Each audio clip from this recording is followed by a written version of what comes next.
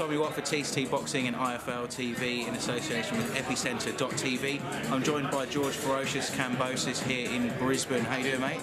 I'm good. Just wrapped up sparring with Manny, so just chilling out for the night. That was it. The last few rounds today from camp. So you've obviously been Manny's main sparring partner during this. So talk me through how many rounds you've been doing, how the rounds gone, and how's that been for yourself? So we ended up doing myself. I done 45 rounds with Manny as his main sparring partner. Today we done 4 to wrap it up. We pushed very hard.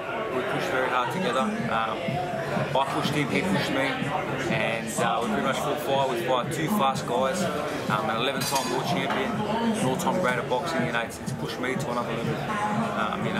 I gave him the best possible work as a young, hungry 24-year-old kid coming up in the rankings. Similar to Jeff, how he's so hungry to get this victory. That's what Manny's seen in me in camp, and that's what I wanted to push him in camp, to show him that this kid like always going to come in real hungry, and I want to show him that as well from my end. It's a great camp, really good camp. We put in the work, we put in the road work in the morning, put in the rounds, inspiring, and Manny's ready to go 100%. And how does, say, seeing Manny's camp and how he prepares, how will that change your preparations going forward? Are there little things that you've picked up in there? Yeah, 100%. A lot of little things I've picked up from Manny. He's an all-time great, so there's obviously something he's doing that's working and made him boxing royalty. There's a lot of little things I've picked up that I'm going to add to my camps.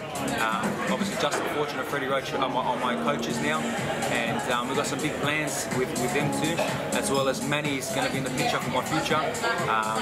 Could be back end of September, early October, through something with Manny. So he's going to be taking a lot of interest into my career, because you can see how hungry and how determined I am, and how much of a big future I have as a future world champion that's coming from him. Excellent. So you two really hit it off then during this camp, by the sounds of it.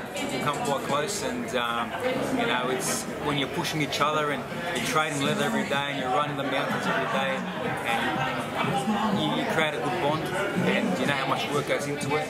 And I went there to give him the best possible work, and I think him the best possible work to get. I saw some reports coming out of the camp recently, I think earlier this week, that Manny had knocked down his other sparring partner a couple of times. So how's he looking in there? And I know this is the first camp you've done with him, so you can't compare, but how's Manny looking? How's the power, and how you see the fight going? The way I can compare is from his last couple of fights and his last preps, from hearing from Freddie and Justin. This camp has really come out and brought out the aggression. I believe I'm a big factor to that. I'm an aggressive fighter, especially when I'm sparring. I'm fast, I can frustrate a lot of fighters, and we were both egging each other on, and exchanging leather and fighting fire with fire. So I believe I brought that back into him. He did drop the Mexican twice. There were reports that came out in the media, and it's true. The Mexican's a good kid as well. He pushed Manny very hard.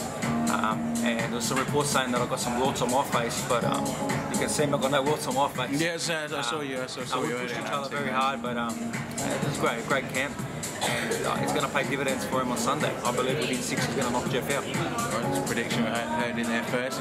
And so looking at yourself, you obviously had a fight a couple of weeks ago, which was called off. Supposed to be on Saturday, so 2-3 days ago. Yeah. So what's the plan for yourself moving forward? Now you've pretty much done a full camp with Manny, so I'm assuming you're in fighting shape. Pretty much, I've gone from Ogilvy camp in the US to destroying Ogilvy, then to Bala camp in the US, sparring Beltran Ramirez, the top guys in the world. Lipinets for the camp before, destroyed Bala, and now I've gone straight into Manny, sparring with Manny for so many rounds, and obviously I was ready to destroy Mamani. It wasn't meant to be, we had visa issues, so I got the first, I got my baby coming, my first birth of my child in 2 weeks. I'm still going to train hard, I'm going to spend time with my kid, but I'm going to train just as hard as I always do, and we've got some big plans, obviously with Team Pacquiao, late September, early October, something real big. And with that being the case, and this has been murmured a few times, do you think we've maybe seen the last of you fighting in Australia? I believe so. This was the Mamani fight, was the last chapter. Unless something big is there, big money fight or a super fight. We can talk about that down the track in the questions. Super fight happening, but I believe now it's time for me to venture out. You can look at my track record. I'm not worried to fight anybody. I'll fight anybody anytime that's rated above me or what's worth my while. I spar the best fighters in the world. I've been in camp sparring so many rounds with an all-time great. So I've got nothing else to prove to anyone or to the haters. And I'm doing my thing and I'm ready to take the big fights. Anthony Crolla, another fight that I like, he's number 4. I'm number 7 at the moment. I've only had 12 fights, but my maturity is like I've had 30 fights. I'm ready for any fight. And yeah, I guess for those guys looking sort of over their shoulders, you chasing them down, you like say with yourself only having 12 fights, you know, the mindset of Anthony Crolla might be, let's fight this guy now before he's had a bit more experience under his belt. Has there been any talks between your team and those guys in the UK about that fight happening or anything like that? Yeah, there's been a couple of talks. You know, we're still pushing a little bit harder for that. If Anthony Crolla looks at my record and says, he's only 12-0 in Sydney number 7, then take it like that, because then on fight night you'll see the difference. You know, I've just spent a full camp with Manny. I've spent a full camp with Beltrano, Ramirez, all these top guys. Sergey Lipinets is going to fight for the world title now. All these guys are top guys in the world, and I'm handling myself very, very good. I'm at the top end of elite boxing right now. How did you get on? One thing I meant to ask earlier, how did you get on with the weight side of things? Obviously, Manny's training at welterweight. You know, he was strong when he was at the lighter weights anyway, but welter has obviously been his sort of strongest weight over the last few years. So how did you manage his power on that side of things, and how did that feel in comparison to, say, the guys that you're fighting week in, week out? No problem. Manny and myself are probably walking around the same weight at the moment, 64. 65, he might be probably a little bit heavier, but I've sparred all my life the bigger guys. From when I first started boxing as a young kid, I was training with the heavier guys, 10-15 kilos heavier than me. But that's no problem. I sparred all the heavy guys in America. Lipinets is a division above, Ramirez is a division above. Beltran walks around at 70, so it's no problem sparring the bigger guys. And whatever fight, if there's a bigger fight up there for me, then I'll move up. Perfect. And so I know you mentioned, say, other fighters down the line, and so talking around welterweight. There's been a bit of needle back and forth between yourself and Jeff Horn during this camp. You know, he took some offence to you training with Manny and say not speaking to him first, and then obviously you sort of bit him back, and there's been a bit of back and forth there. So, yeah, where does that stem from? Because you guys obviously, you know, I saw you talking at the press conference originally, and everything seemed fairly friendly, but obviously things have changed a little bit since then. So, I mean, talk me through your side of things. You know, I've got a way of just upsetting people. You know, upset everyone that you know, people in Australian boxing look at me as a threat. They don't have to worry about me in Australian boxing. I've passed that level now. But Jeff, I know he was upset about me going to spar Manny Pacquiao. He wanted me to ring him up. You know, respect to Jeff. You know, he's doing a good thing with Manny and fighting Manny. Credit to him, but I don't know him nothing. I don't know you nothing, Jeff. You don't pay my bills. I pay my own bills. Manny had me over there. He was paying my bills, and you don't take up an offer. You don't lose an offer sparring an 11-time world champion. At the end of the day, I've done 45 rounds with Manny. Jeff, you haven't done 1 second yet. So we'll see how well you go. And you know, at the end of the day, if he's still upset after the fight and he's still dirty at me, then come see me and we can sort something out. No problem. I'll move up 2 divisions. So moving up to welterweight is something that you're not against? No problem. I'll move up to. I'll get up to heavyweight if I want. You're going to take I don't mind. A few sessions in a gym. So if the Australian public wants it, it's a super fight. You know, let's see what he does with Manny. Respect to him. Yeah, perfect. And you know, from a fan's point of view, that's one that I think would be an easy sell. And you very, very different personalities yourself. And well, you got the good guy, the school teacher, and then you got the bad guy, the villain. So it's an easy sell. One talks, one doesn't. One's a good guy, one's a bad guy. Easy sell. But look, focus on your fight first with Manny, and Manny's fully focused on taking you out. So yeah, we'll talk down the track.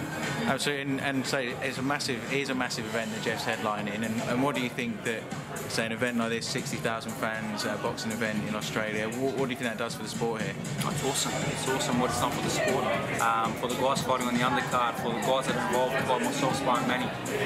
It's unreal. You know, the media that's really behind it. Like I said, credit to Jeff and Duca and Manny and Team Pacquiao for doing this fight and giving Australian boxing. You know, the fights that need to happen. I've been doing it. Ogilvy, Bala, Jeff's obviously doing it. A lot more fighters need to do it. And they've got to stop running and stop protecting records because there's a shitload of them. Guys are moving up to like 20-0 or 10-0 and they're saying, hey, look at us. Or guys that are sitting in the world rankings and have fought nobody. Time to step up and bring back Australian boxing what it has to be. Once you clean up your backyard like I've done, then you move on to bigger things abroad. And then if there's a super fight like me and Jeff, then you meet down the track. Definitely, I think it's something that we need to see more of, and you know, like I say, it captures the imagination, particularly yourself and Ogilvy. I know that was just had so much interest, sort of locally and outside of that, and you know, these sort of rivalries, I think, can build the sport massively. Right, they're good rivalries, and the top guys are 1 versus 2, then against me and Barlow 1 versus 2 again, interim champion versus full champion. These guys don't really talk too much. I'm the one that pipes the fight up. As a boxing fan, it's a good fight.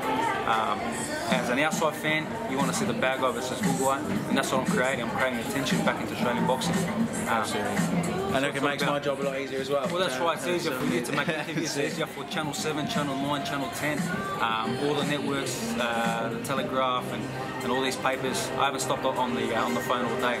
I've sparred Manny. I've been back on the phone with interviews and stuff. So it's all about getting that mainstream media, and I think Australia needs someone like me. They need the bad guy who's not afraid to say it the way it is, not afraid to fight the best fighters out there, and he's real. I'm real. Everything I say is real. I don't bullshit. I don't cut around the corner.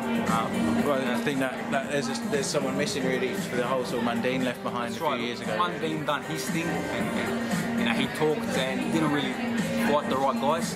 And then later on he fought some guys that weren't past their prime. I'm happy to fight anybody. If Linares is there and he wants to fight, I'll fight him right now. If there's anyone that wants to go and look at.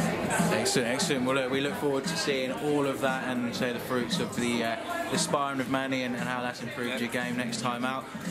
Obviously, I know you're flying back to Sydney tomorrow to be with your wife, but you'll be back up with your girlfriend. I'll be back here, back with my girlfriend to make sure she's alright. She's 2 weeks due for the first baby, so that's exciting as well. Another chapter in my career, more motivation for me to win my world title, and then I'll be back for the fight. I'll be sitting ringside. Manny's got me some ringside seats, so I'll be sitting down and enjoying all the hard work that we put in and seeing it all pay off. Perfect.